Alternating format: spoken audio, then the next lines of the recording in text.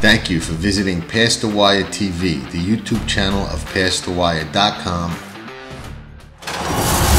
They're off in the 2023 First Crop Sires Race. Maximum Mischief makes the lead with the most 2-year-old maiden special winners by any sire. On the backstretch, Mitoli and Omaha Beach close the gap with stakes performers from coast to coast.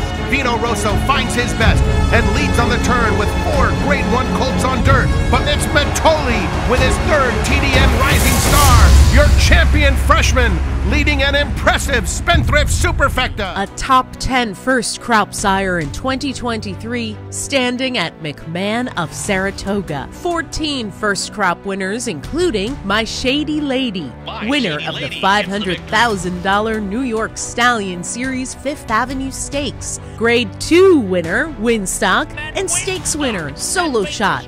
Solo Meanie, the 7th leading freshman sire and the only top 10 freshman sire with a Grade 1 or Grade 2 winner. He sired a $700,000 2-year-old at the OBS April sale. His juveniles sold for nearly 6 figures on average, more than 12 times the stud fee. Solomini, a controversial DQ from being a Grade 1 winner by 2-time Horse of the Year Curlin, standing at McMahon of Saratoga Thoroughbreds.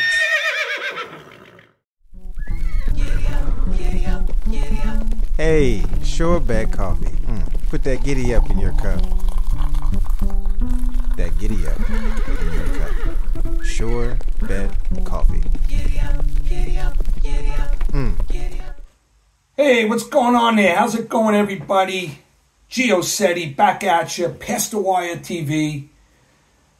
I'm excited at you. Excited about February coming to a close, roaring into the spring and summer season in thoroughbred racing. Great season that is. And so much to look forward to. So you're here with us today, and I appreciate it. Delighted that you're here. I am going to provide the big race on Saturday from Gulfstream Park, the Fountain of Youth. And prior to that, race 13 is the Grade 3 Honey Fox, a mile on a lawn for fillies and mares. A very, very intriguing and competitive field. So get your pens ready. As always, I'm going to give you a full, detailed analysis, horse-by-horse breakdown for both race 13 and race 14 on Saturday. I'm also going to give you a horse on the undercard who I think is ready to win. So you get a little bonus there. But Saturday is a big day at Gulfstream. Now, Gulfstream typically has great cards always, good turf racing, and 3 major cards. And, you know, we've already gone through Pegasus Day, which was in late January. In a few weeks, you got the Florida Derby Day. And then you have Fountain of Youth Day. Much anticipated, a lot of eyeballs, a lot of attention. All the big boys are going to be in attendance. So it's a nice card. It starts really early in the day. And I'm providing the late double, which are races 13 and races 14 on the card. So get your pens ready, like I said, and let's start. Race 13, post time, 5:23 Eastern. 5:23 Eastern, race 13. As mentioned, the Grade 3, 1 mile on a lawn, fillies and mares for $150,000. Very competitive field. As a handicapper, so much race replay, so much specific detail was needed here, even more so because it seemed like you could make an argument for many in this field. But what do I always tell you? Ultimately, you have to be decisive. Something has to take you over the top to be decisive with your top 3. I'm going to give you my top 5 in this race, but I'm going to say a little something about each so you can be as informed as possible. All right? Without further ado, race 13. The one horse is Miss Carol Ann. Liked a lot of things that she brought to the table, but is probably not going to be on my A list. You got Johnny V up for Grand Motion. always nice connections there. It's a 5-year-old mare. She does have some tactical speed. And when you think about it, the connection sort of ambitiously entered into this race. Some nice efforts. I like the fact that she's going to be forwardly placed in the race. The horse has had many chances to really escalate to another level, but really hasn't. But grade 3, this type of field, I would consider her an outsider. So I'm not going to use the 1 here. Number 2 is Candy Light. Candy Light is the daughter of Candy Ride, 5-year-old mare. Looked wonderful. If you watch the race, her first race in 24 as a 5-year-old came running. It wasn't on a turf, it was on a tapeta. However, full run, she got up in time. Very impressive win off of a pretty significant layoff. The last time she ran was October of 23. Came back running, has some turf races to her credit that she did really well. It's Tyler Gaffleone up for Safi Joseph. Nice connections. You always like to see a horse that comes back running like that. But in this field, versus many that I'm going to go over, I'm not going to be able to fully endorse, but I'm not throwing her out entirely. You'll see where I have her in my precise order of finish. Steady working in the morning. I think she'll come running. There's going to be some pace. But, like I said, there's a big argument you can make for several others. So I won't be using the horse in my multiples on the win end, but I wouldn't be surprised if the horse closed well versus a moderate to fast pace and hit the board in your deeper gimmicks. The 3 is Be My Sunshine. You got Junior Alvarado up for Safi Joseph, so it's another entry from the Safi Joseph barn. It's a great daughter of Frosted, very consistent in her ways.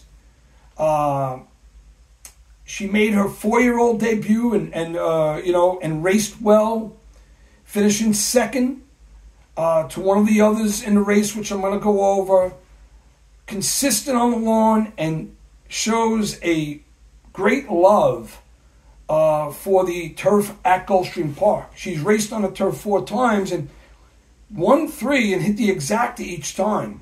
So when a horse has a nose for the wire like that, you have to be, open to the possibilities.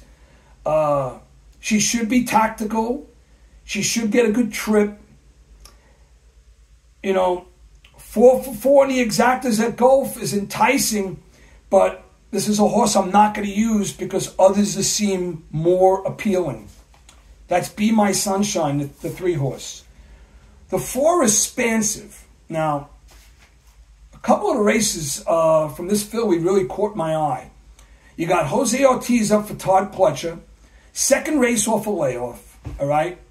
If you watch the last race, which was her first going back to June of 23, so a pretty lengthy layoff, came back running. The horse was wide, around the far turn. Full run, and then in the stretch, there was sort of like an awkwardness. She was, not completely blocked, but there was a little bumping going on and seemed to be, her run was altered some. I feel she'll move forward from that race. She also didn't have a good post. She broke from the 12 hole, which is not easy over this course. Made a run, was bet heavily that day. I think she'll get money again, and I think she'll move forward from that race. That's the 4, Spansive. The 5 is Walkathon. Interesting. Julian Leperoux is back up. He had raced and was on this horse, on this mare, predominantly, and now he's coming back on her. Daughter of Terrell and Candy, has the numbers to put her right there in the mix. 4 wins on the lawn, I think is appropriate for the distance. May need a touch more, but, between how she's been training, the works coming into the race. Ian Wilkes is a trainer that I have great respect for. I think she's an absolute contender in the race. To be honest with you, I'm going to favor a couple of the others, but I would not walk away with leaving this horse out of your multiples, because the talent is there. She's proven, and I think she goes forward from her last at Tampa. Okay, that's the 5 walkathon. The 6 is Chili Flag. Now, I had to give this gal a real hard, long look, because she doesn't have a win at the distance, but she ran very competitively several times. Chad Brown, and you got Irad. So Irad up for Chad Brown. First race in 24, she ran a big number. Wasn't really bet at the window, but if you watched the trip, didn't have the best of trips. I would consider her ambitiously placed as well into this race. Loves the lawn, many good races, 11 of 16 hitting the board. You got to trust the barn that she's gonna be ready to run here. The works was so-so. I wasn't greatly enamored by her work tab, but definitely consider in a race. Whenever you have Irad going against what will be a moderate to fast pace, I know this horse is going to have some degree of run in her. That's the 6 Chili Flag. The 7 For the Flag. Now, this horse brought my greatest interest, and it's going to end up being my top choice. Luis Sayas is up for James Toner, making her first start. And this is a 5-year-old mare, so it's her first start as a 5-year-old. First start since September. But I really dug into her last few races before she went on a layoff. Particularly the race at Kentucky Downs. Now, Kentucky Downs, very, very quirky racetrack. When you run there, race well, and you game in your ways, that's telling me that you're a runner, especially for a filly, an older filly. So she's making her first start since September 7th, but she closed out 23 in top form. I trust the connections. I trust Luis Sayas. This is the daughter of Uncle Mo. She just seems to be in great shape. Loves the distance, proven, has comparable buyers. Her 4-year-old campaign was absolutely fabulous. She was 5 for 5 on the board, winning 3 times, all 5 exactas. And her works is what really drove much of my attention. 5 in 59 and 2 breezing, 4 and 48 and 4 breezing around the dogs. Another bullet work, 58 and 2 breezing around the dogs. She just reeks of being fit. And it's just a matter of trusting the rider and the connections. And yeah, it's a pretty lengthy layoff, but I think she's ready to run. And you may get a pretty fair price because of the other contenders in the race. That's the 7 For the Flag. The 8 is Mohawk Trail.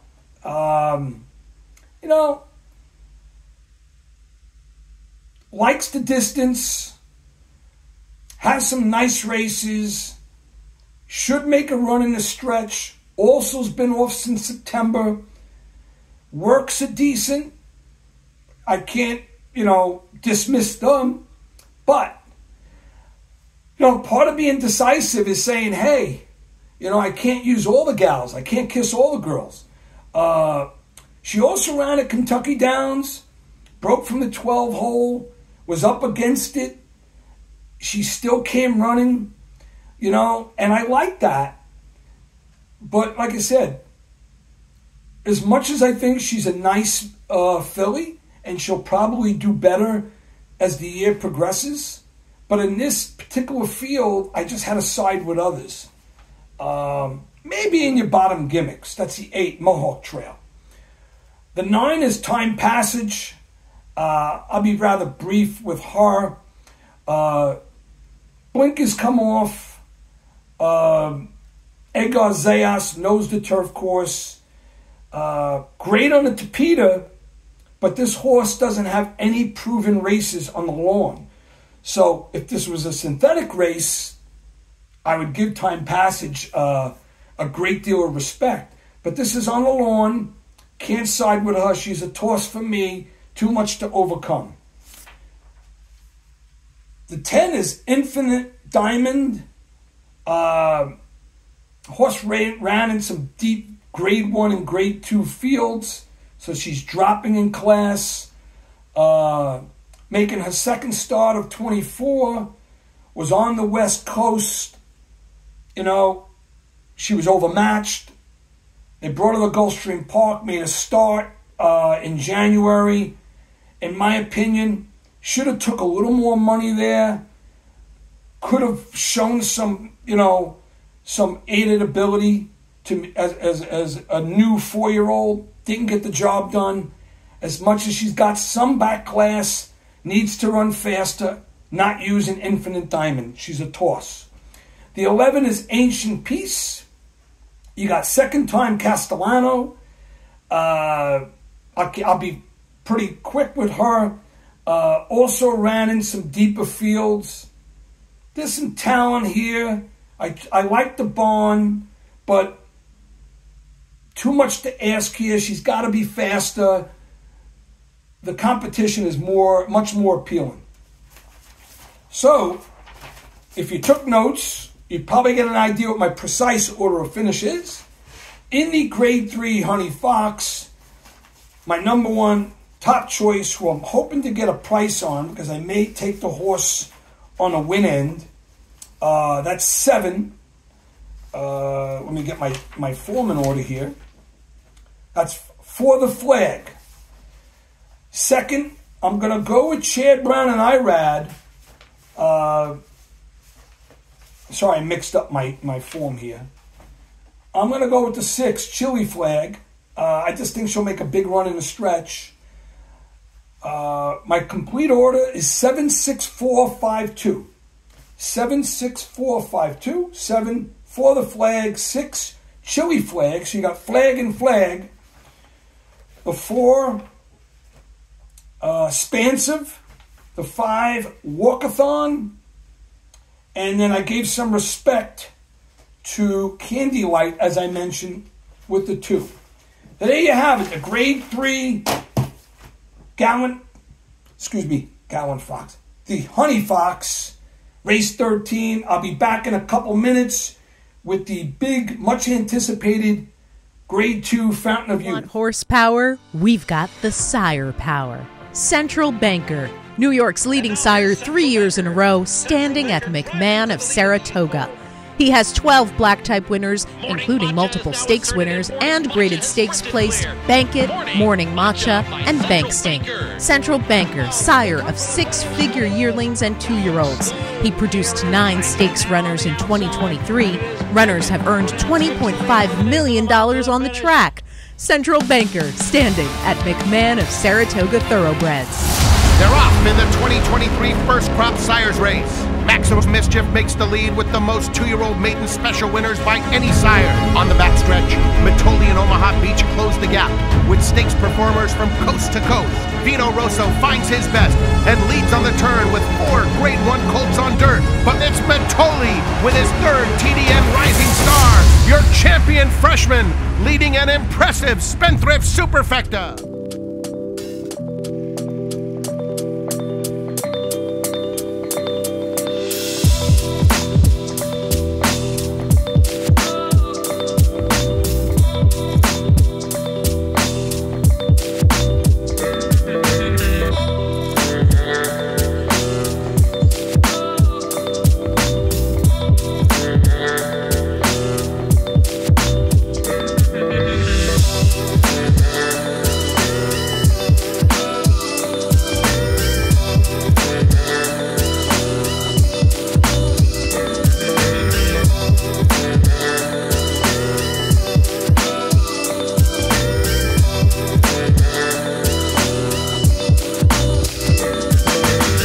Hey, Dan Oman here with some exciting news. DRF Formulator, the gold standard in past performance information, is now free, exclusively on DRF Bets. Join DRF Bets with the promo code WINNING, get a $250 first deposit match bonus, a $10 free bet, and free Formulator already uploaded to your account. Access Formulator's premium features, including sortable trainer stats, race replays, personalized trip notes, and lots more. Free Formulator, exclusively on DRF Bets.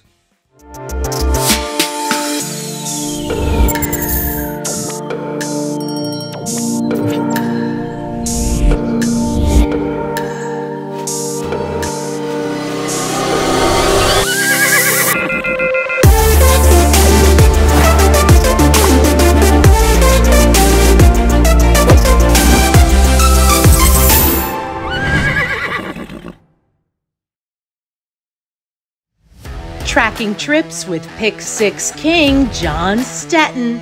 It's one of the best tools in horse racing for any level of player. It's your second set of eyes, spotting troubled trips, betting angles, track trends, horses to watch and favorites to fade, 10 figs, ticket structure, and more. At Tracking Trips, you're a friend with benefits. Not a member? You must hate winning money. Join Tracking Trips now. Visit PastTheWire.com and we'll see you in the winner's circle. Remember, nobody does it better.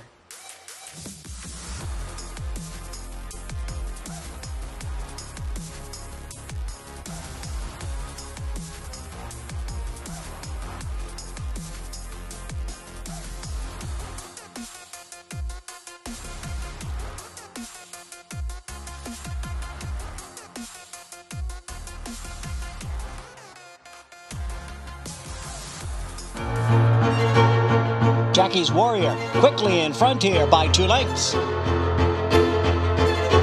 Here comes Jackie's Warrior up the inside to take over the lead from Life is Good. And Jackie's Warrior remains undefeated here at Saratoga, and he wins an unprecedented Grade 1 stakes at the Spa for the 3rd straight season. Okay, everybody, I'm back at you. You guys ready for race 14? Gulfstream Park, 6:10 Eastern is your post time. The Grade 2, $400,000 Fountain of Youth. Now, every year they run this race. Almost always the top finishers of this race will eventually run in the Florida Derby. And then if they're successful in the Florida Derby and they come out of it well, they run in the Kentucky Derby. At least that's the plan. Nice field. In my opinion, there's only 2 or 3 standouts, but it's always intriguing and always something fans and handicappers alike look forward to, because it's a stepping stone to the Kentucky Derby, no doubt. So we have a field of 9. And by the way, there's a couple of horses in this race that are actually entered the day before on Friday in a less caliber optional claimer race. But we're going to get into that as we go along. But for all intents and purposes, we may have 9, or it may be reduced to 7, or could be 8. So get your pens ready. Did a lot of work on this race. One thing about 3-year-olds like this, these colts, most ran and began their careers as juveniles. None of the horses have a significant race history because, like I said, they finished their 2-year-old juvenile campaign. Many are making their first run out of it as a 3-year-old. And this is how it goes. You know that. But still, I made sure I watched every performance each one of these horses had, because film study is imperative, as is understanding the bloodlines, the body of work coming into the race, and of course the connections involved. All right? So, number one is Speakeasy. Now, listen carefully here, because you got Irad up for Todd Pletcher. Speakeasy did not run as a juvenile, began his career January 27th, maiden special, and ran big. Obviously, you trust Pletcher, you trust Irad, you know there's talent here, especially the horse wins first asking, solid maiden special weight field, and ran a triple-digit buyer, 100 even. A horse did it pretty easy, too. Son of Constitution. You got to expect a horse like this to be ready and move forward from that effort. And if the horse is in this race, and by the way, this is one of the two, that's why I'm mentioning, there's a possibility the horse may scratch, and you'll know this beforehand, because on Friday, the day before the Fountain of Youth, he's entered in an optional claimer at Gulfstream Park. So if he runs in the optional claimer, you'll know that he won't be running on Saturday. Now, if they scratch him there, then they're saying that, hey, they're going for the gusto from a maiden win to run in the Fountain of Youth.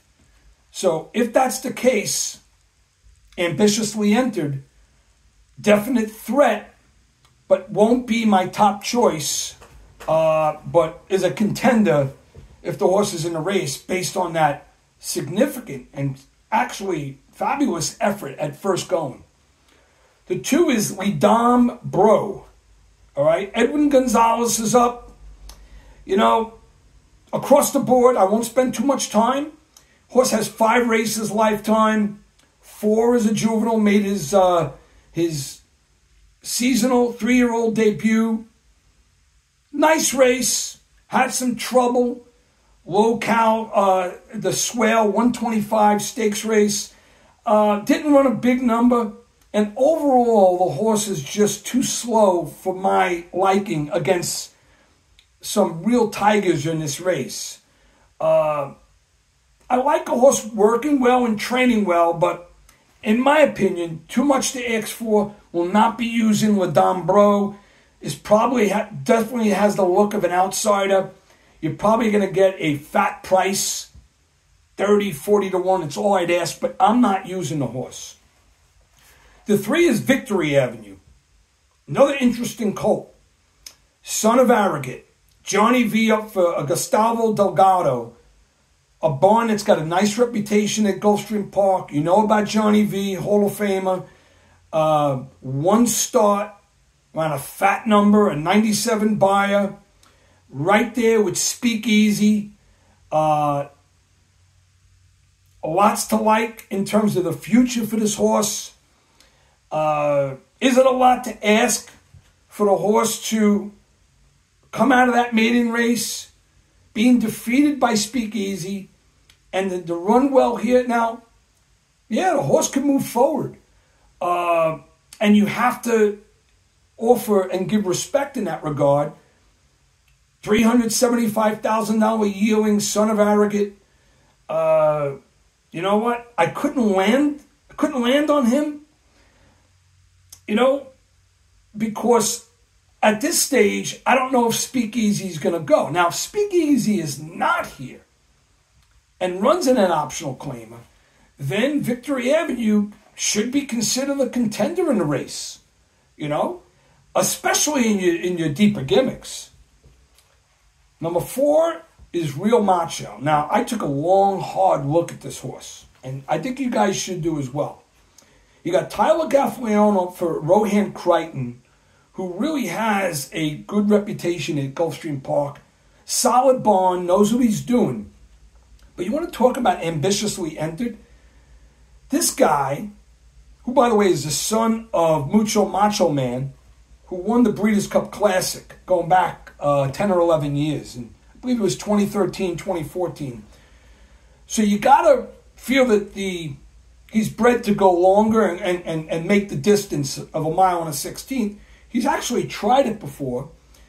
Didn't run his best.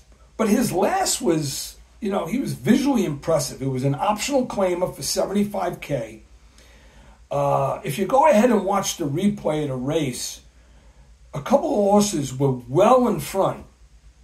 Was bumped somewhat at the start, but kept running, kept to the task at hand. You like when you see a horse give it his all, even though he looked like he was soundly defeated. Came running. Gaffleone knew he had run, and he ran down the field. This horse could go forward off of that. And when you talk about ambitiously placed, they're entering this horse from that effort on February 3rd. So coming right back in the beginning of March, so 4 weeks or 3 weeks and 5 days, whatever you want to call it, 4 weeks later, and they're going for the Fountain of Youth. Like I said, he's got the pedigree. Works aren't really that important if you're coming right back like this. He's got a decent work, nothing to write home about, but proven over the track. And you know what?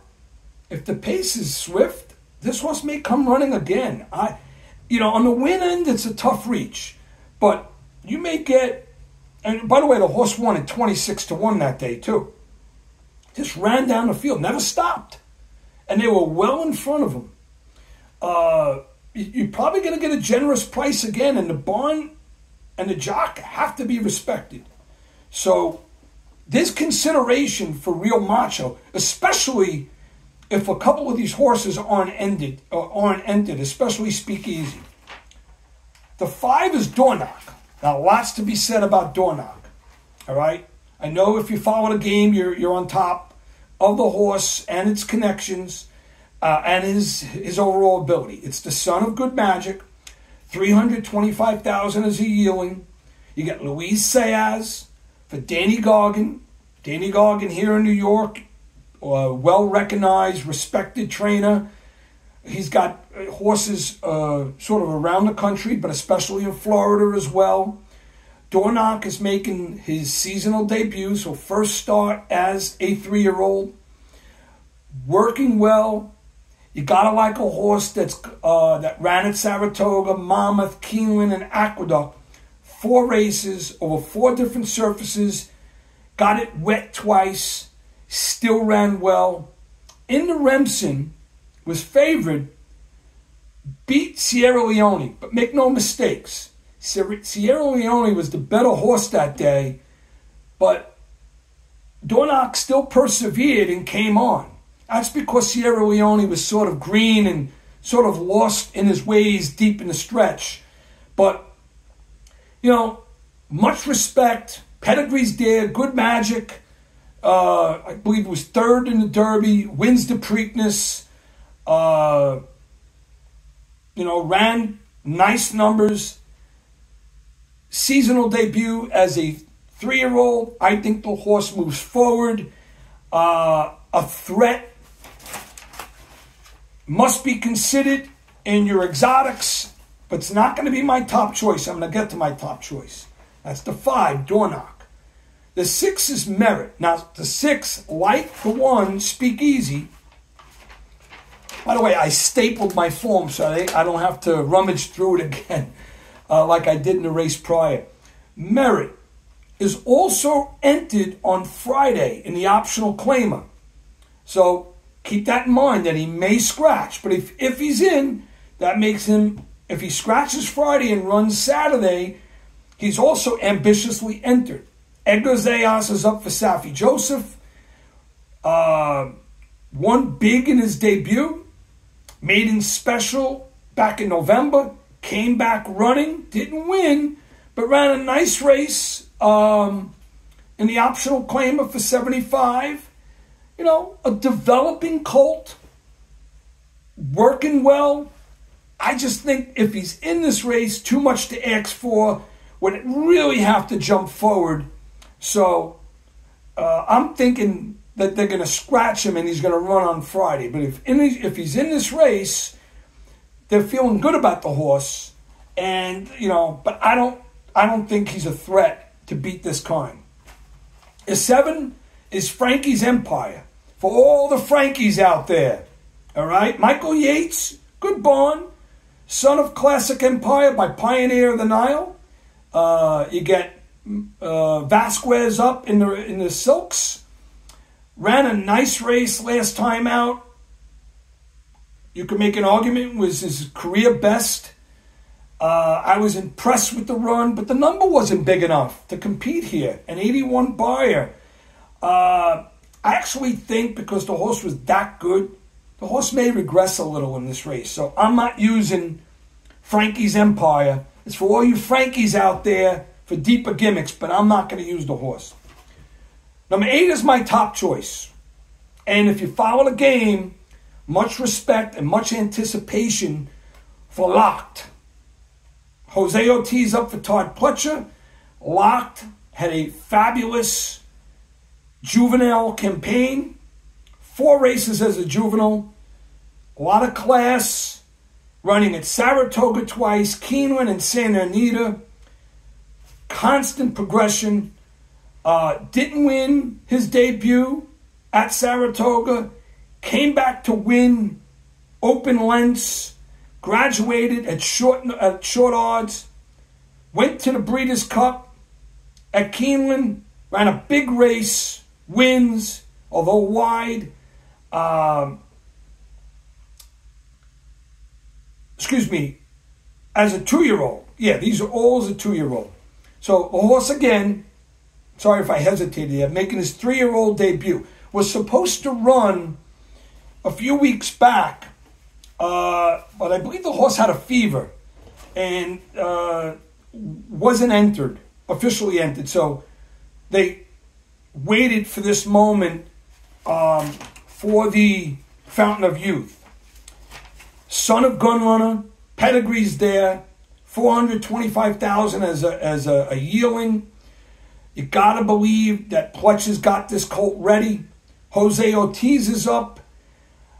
I think the horse runs big in this spot. I expect a forward movement. The buyers are there. The talent is there. It's going to be interesting what kind of money this colt takes at the window. I think he's going to be well backed. I'm not playing favorites here, but, this looms to be a short price exactor and triple because of a few that I've mentioned and with Locked on top. I'll give you my full precise order at the end. One more horse to talk about is the 9 Dancing Groom. Second time Castellano. A decent race in the Champagne, which is grade 1 as a juvenile. Traveled well, but, in my opinion, at Churchill, should have ran better, didn't. Made his seasonal debut at Gulfstream Park in the Holy Bull. Had no backing at the window. Had some trouble early on, but, this is a son of Vino Rosso, a sire who I really like. But I just think Dancing Groom from the 9 hole, which could move up if there are a couple scratches, but too much to ask this horse to run his career best and to beat others in the race. So I'm not using the 9 Dancing Groom. So with that said, the 2024 Fountain of Youth Grade 2, 610 Easton, my cold exacta and precise order of finish is 8 Locked, 5 Door Knock, the 1, if he's in, Speakeasy, and the 4 gets my vote of respect on Real Macho, Rohan Crichton. Like I said, if you watched Real Macho's last race, you got to be enthusiastic about his ability. Son of Mucho Macho Man, not so much to win, but to fill your triple or definitely your superfecta. But I really think this race has the look of what could be a match race. If I'm going a little deeper, I'm going to use Victory Avenue. Again, if the scratches, because the horse ran really, really well, and you get Johnny V up for a good barn, Son of Arrogant, these are horses that will develop. But to win this race off of their maiden effort, it's a lot to ask, beating, the likes of Locked and Dornock. So monitor what happens on Friday, so you know if Speakeasy and Merit's going to be in. We may have 9 going. We may have just 7 going or 8 going. But there you have it. Geo Sette gave you the late double, race 13 and 14 at Gulfstream Park. One more thing. I did promise you a horse on the undercard. Now, it's a nice card altogether. All right, so it's a good day to play your pick 5s, especially your late pick 5. But if you want a horse on the undercard in the early pick 5, I'm giving you Skyro. That's the 2 horse in race 4. Skyro is by Verrazano. Big, strong, closing run, nice turn of foot. If you watch several of his races and study him, he has that gut, that grit you need, running well in traffic. I felt he could have won a few other races if he had better trips. I trust Brian Lynch, his trainer. Jose Ortiz is up. He's proven on a Tapeta. Now they're bringing him back on a Tapeta, going 9 furlongs. Sort of a stretch out. I think Skyro on the undercard runs big. Mr. Sette's going to put a nice win bet on him.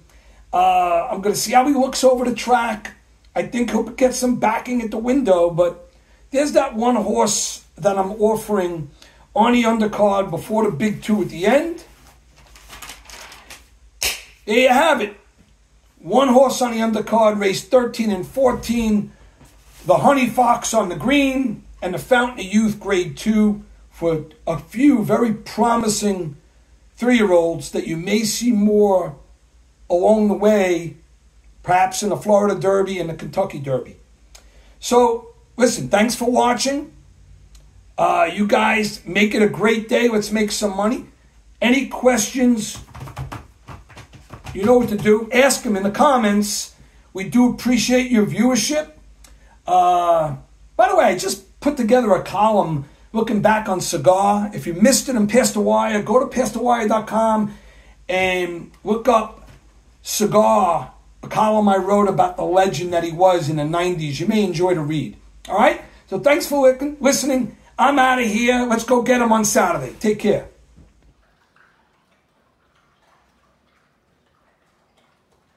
Does it better.